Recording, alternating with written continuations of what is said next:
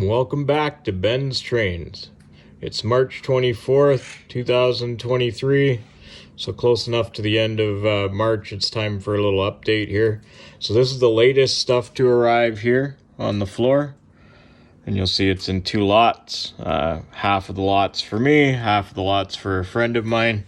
Thanks to Otter Valley for getting the stuff out so quickly. As you can see, they leave wonderful notes for everyone, but you guys know that already. And I got something new. I got a sticker this time, and one of their pens. Love their pens, use them all the time. They even have a stylus on the end for your iPad or your phone. Anyway, really good when you're ordering products from your favorite hobby shops, and this is one of them. I don't get to shop there as often as I'd like to. Love to come see the store the next time. Or I'd love to come see the store at some point. Never actually been there. Always ordered online. But hey, it's a little bit of a trek for me, but either way. Anyway, this is my friend's lot. Picked up a signal that he requested and some signal wire and 3 cars that he requested. 2 of the TTX box cars. Really nice. I actually might end up getting one for myself. The signal, the wire, and the Canadian National Brown slab side covered hopper. Anyway, moving on to my stuff. So I picked up 2 of the Lock Pilot decoders. They're just simple function decoders. As we all know, this hobby is and can get quite expensive for the higher end locomotives, and I bought a number of locomotives upstairs that I have in the office. And in a bit, I bought a couple DC ones to try and keep the price down. I do order a great deal of money worth of model train stuff throughout the year. So I was trying to be a little bit more economical on that one since I was ordering a number of locomotives. But anyway, I picked up 2 of the Lock Pilot ESU decoders for them. Just function decoders. They don't have to be sound for these locomotives because they're always going to run with a sound unit anyway. So decent price for them, so I picked up 2. I actually made a funny mistake when I was ordering these Bowsers. So I thought these 2 Grand Trunk Westerns were the maintenance ones, were the ballast hoppers, but obviously I misread. But it was a happy surprise because I like these guys too. So these are 70-ton covered hoppers in the maintenance of way scheme for Grand Trunk Western, which is a subsidiary of CN, so that works for me. But really like the products from Bowser, so I ended up getting 2 of those in different road numbers. And then I like these ballast hoppers so much that I ended up getting the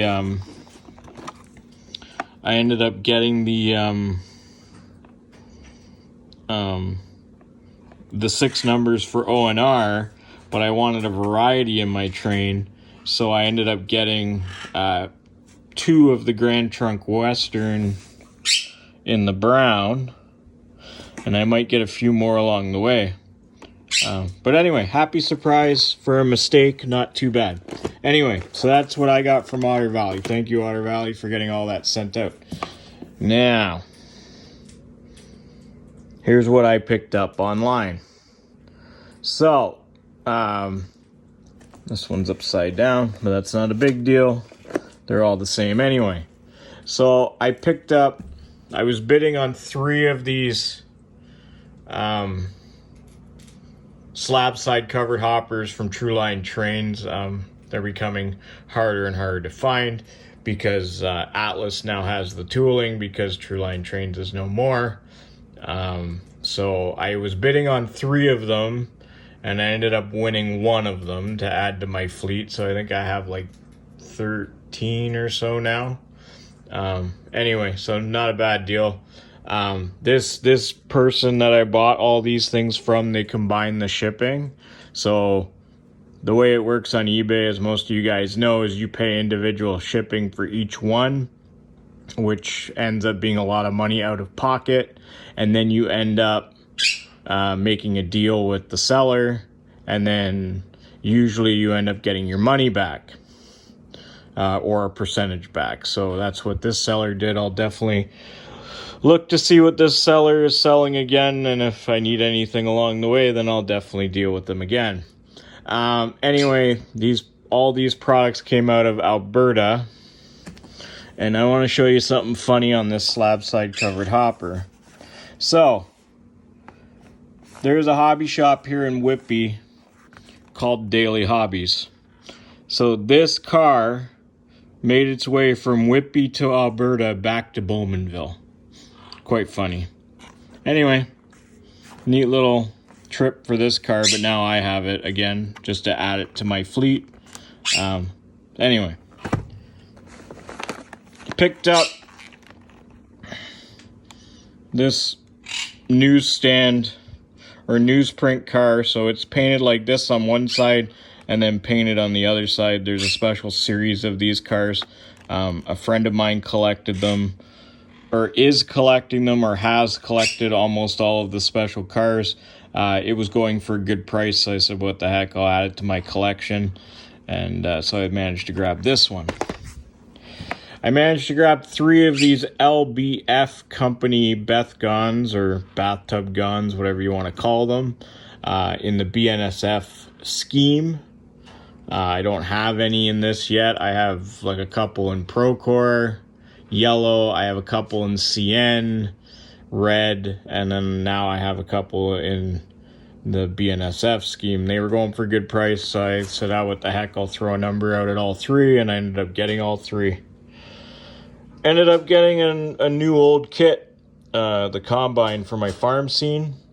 We're gonna be putting in some of the corn this year, hopefully, and we'll go from there. So they opened it just to show you all the parts. All the parts are there. I did look myself. A little bit of box wear, but anyway, at the end of the day, who cares? You're gonna build it. You're gonna put on your layout. The box is gonna end up holding something else. This is one of the kits that I found. This is actually still factory sealed. This is still sealed in the plastic, so it has not been opened, so it is brand new. The Walthers Cornerstones 4-unit apartment building. So I'm not exactly sure where this is going to go yet.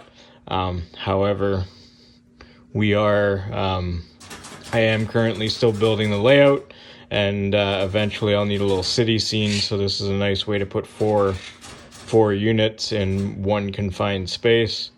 But yeah, so that's what I got from eBay. So these guys,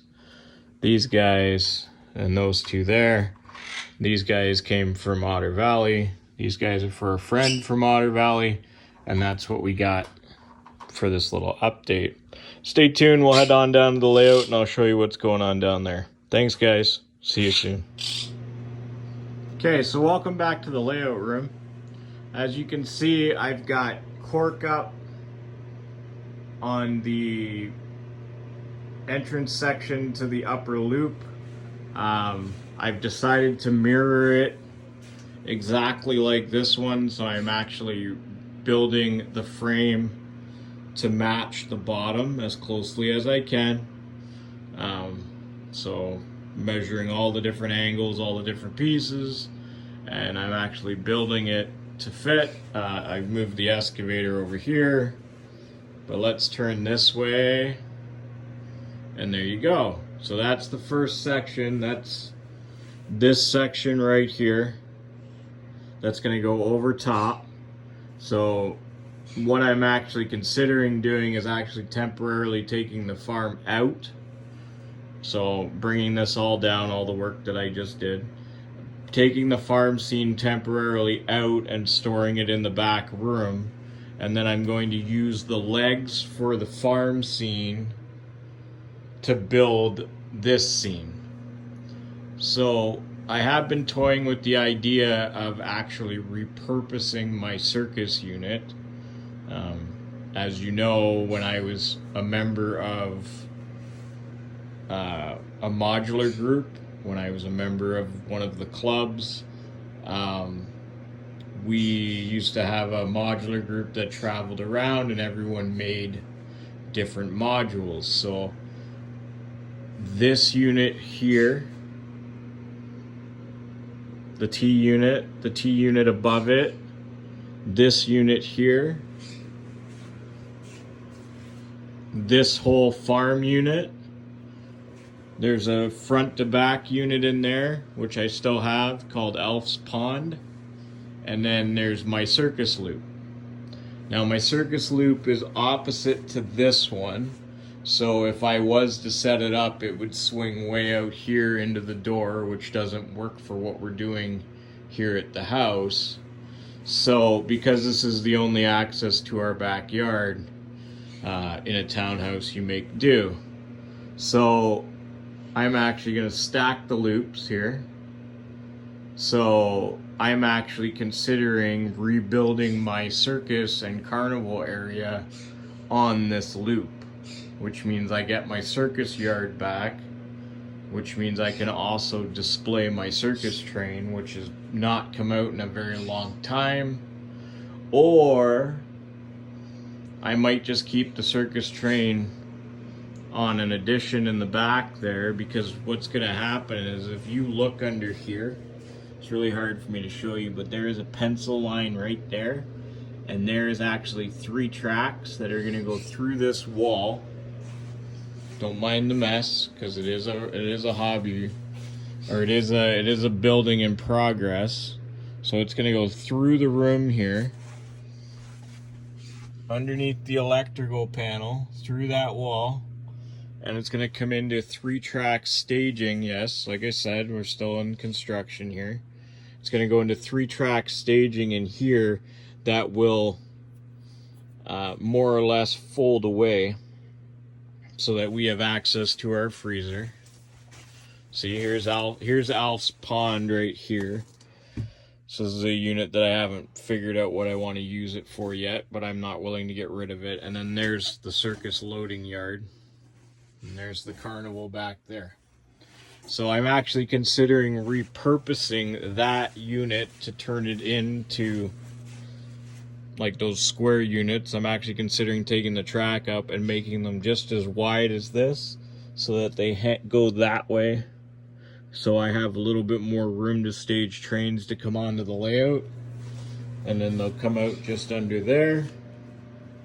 And then they'll travel out into the farm loop, around the farm loop up onto the layout, and then they'll hit the crossover and go back into staging, and then the engines will cut off. Just some thoughts.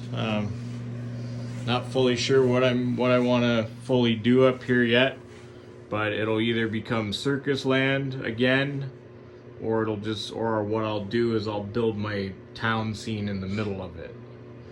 Loops are very good for those types of things, because you can put a scene in the middle of it and still have your train running around it, just like the large farm here. So that's all for March 2023. Thanks, guys. Bye.